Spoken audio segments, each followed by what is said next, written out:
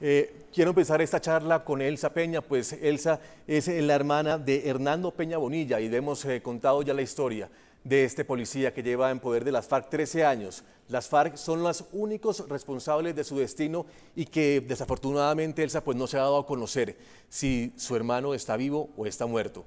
En este caso, Elsa, cuando se hablan de liberaciones nuevamente de las FARC, cuando las FARC dilatan ese proceso de volver como es obligación a la libertad a todos estos seres humanos, pues ni siquiera su hermano aparece en las listas. ¿Qué piensan ustedes después de 13 años que ni siquiera las FARC han dado una señal de vida un poco más justa para ustedes, ¿no?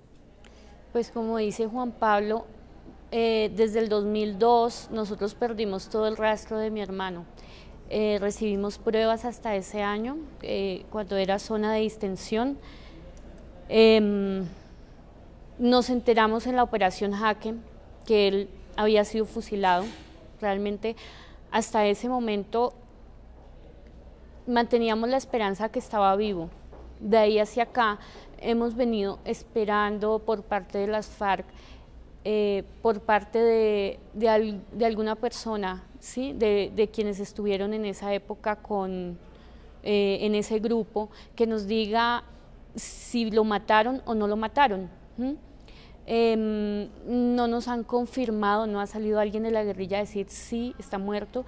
Nosotros a estas alturas de la vida, por todo lo que hemos pasado, ya lo esperamos vivo o muerto, ¿sí? Ya la ilusión de que esté vivo sería un milagro de Dios, ¿sí?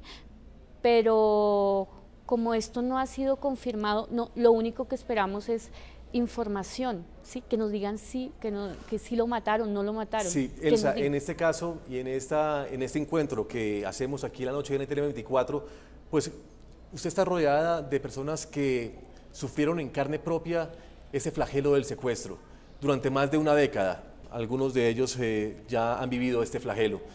Su hermano debería estar aquí. Su hermano debería estar aquí clamando por la libertad de aquellos que siguen en la selva. Pero en su caso, desafortunadamente, ni siquiera sabe si su hermano está vivo o está muerto. La petición exacta que usted está pidiendo en ese momento al grupo terrorista de las FARC es que, aprovechando esta liberación que se ha anunciado y que se daría en los próximos días, en el próximo mes, por lo menos le den razón de qué pasó, de cuál es la suerte de su hermano. Eso es lo que usted está pidiendo en ese momento. Sí, pues por un lado, feliz de todas las liberaciones, las que lleguen, con estos seres queridos para todos que están perdidos en la selva. Me alegra mucho que vuelvan. Como le digo, yo le pido a la guerrilla que por favor nos aclare. Tenemos entendido que capturaron 8 guerrilleros de quienes estuvieron con el mono Jojoy. Yo pienso que alguno de ellos debe tener alguna noticia, ¿sí? De dónde fue, si fue fusilado, dónde está su cuerpo. Sí. Es realmente lo que necesitamos saber.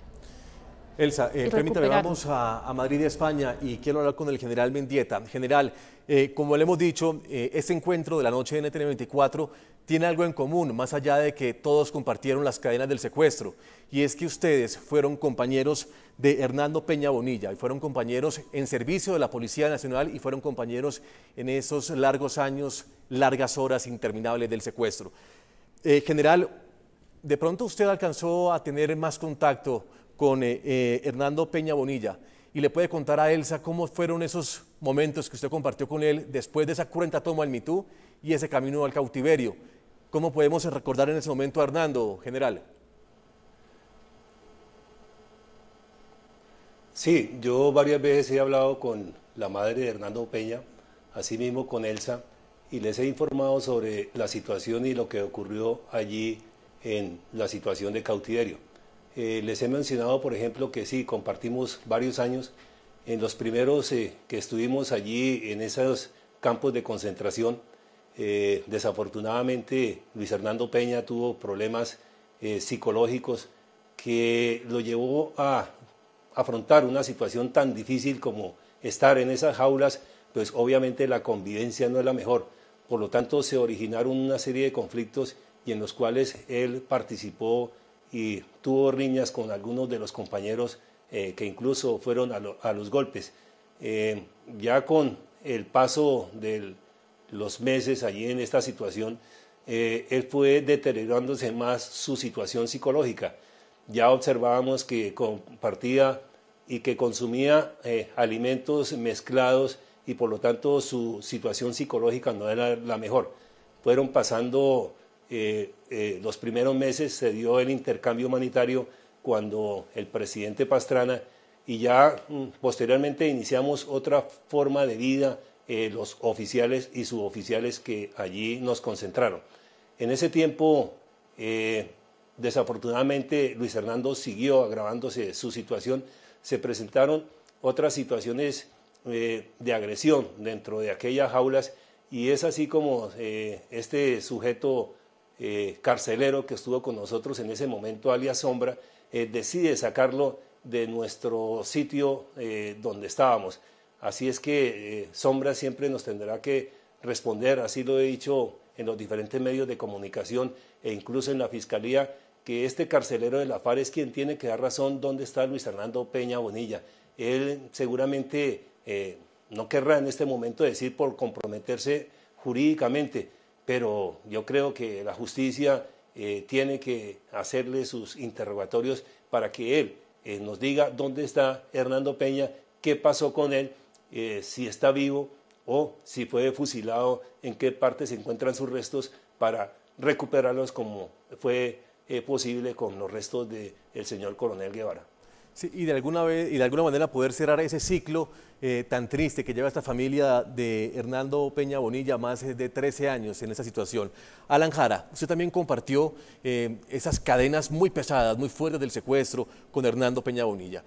¿Qué le puede contar usted a Elsa sobre esa relación y experiencia que tuvo con él en cautiverio?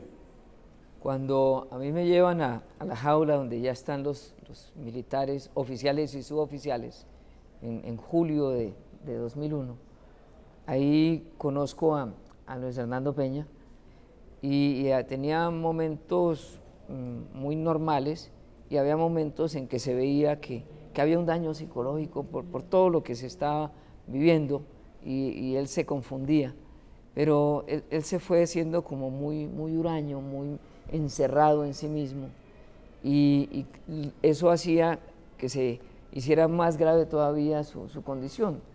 Pero siempre recuerdo de él una persona que sufría, que esperaba la libertad como todos nosotros. Recuerdo que cuando llevaron a esa misma jaula a la parlamentaria Consuelo González, Luis Hernando creía que ella era de la Defensoría del Pueblo e insistía en entregarle unas cartas para que Consuelo las sacara a la libertad. Pero pues Consuelo estaba igual de secuestrada que nosotros y él tenía esa confusión.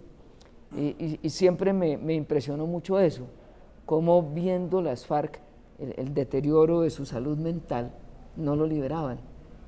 No hay nada peor en el secuestro que estar enfermo. Y no hay nada peor para las familias, además de tener un ser querido secuestrado, que la incertidumbre y el saber que ese ser querido está en dificultades.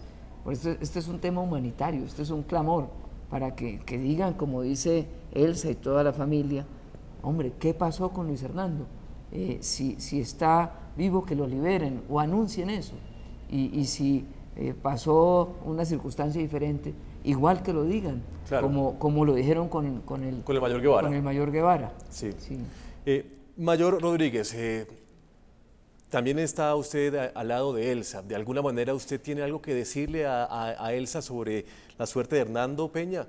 De esas noches difíciles que pasaron, de ese colegaje, siendo los dos policías, compartiendo en ese caso el cautiverio tan fuerte por parte de las FARC. ¿Algo que usted le pueda comentar a Elsa sobre Bonilla? Bueno, ya uniéndome un poco a lo que decía mi general, a lo que decía Alan, Peña, pues a pesar de su situación, los primeros meses él fue una persona muy activa. Tengo un bonito recuerdo de él, que era un muy buen jugador de ajedrez, tenía esa cualidad, que o sea, muy pocos podían derrotarlo, entre comillas, en alguna partida de ajedrez, pero como decía Alan y como lo decía mi general, a través del paso de los meses, de los años, pues obviamente su situación de salud psicológica fue empeorando. Y recuerdo que mi general, Alan y todos los que en ese momento compartimos campamento y compartimos el secuestro, al unísono pedíamos la liberación de Alan, ¿no? O sea, no hubo un... de Peña. Por la situación que Por la estaba situación. atravesando. Yo recuerdo que no hubo un solo momento en que cuando se acercaba algún comandante de las FARC, que no hiciéramos ese clamor y ese pedido de que por favor él debería salir del secuestro porque su situación psicológica era supremamente grave. Y lo que dice mi general es una realidad. Tal vez la persona más responsable en este caso, en el caso de Peña, es El carcelero Sombra, alias porque Sombra. al fin y al cabo él fue quien tomó la decisión, porque él tenía mando, y quien en su carro se lo llevaron, ¿no? Sí, Mayor, cuando ustedes hacían ese clamor a esos comandantes de las FARC que aparecían cerca de esos campos de concentración donde estaban ustedes, ¿cuál era la actitud de los comandantes de las FARC ante ese clamor de ustedes? Bueno, ellos siempre, en algunos casos, decían que iban a consultar la decisión, y estamos hablando en el caso del Mono Jojoy, a quien en todas sus visitas que nos hizo cuando Peña se encontraba en el campamento le hacíamos esta petición, esta súplica, que era una súplica muy humana. Él siempre daba respuestas evasivas, ¿no? De que iban a consultar, de que etcétera, etcétera, pero nunca tomaron la decisión. La única decisión que tomaron fue sacarlo del campamento, y la decisión que han tomado hasta el día de hoy es guardar silencio, que en verdad no tiene sentido ni lógica que después de tantos años la FARC no asuma o no dé una respuesta clara de lo que sucedió con Peña, además porque ellos saben claramente qué pasó. ¿Qué fue lo que pasó? ¿Qué pasó?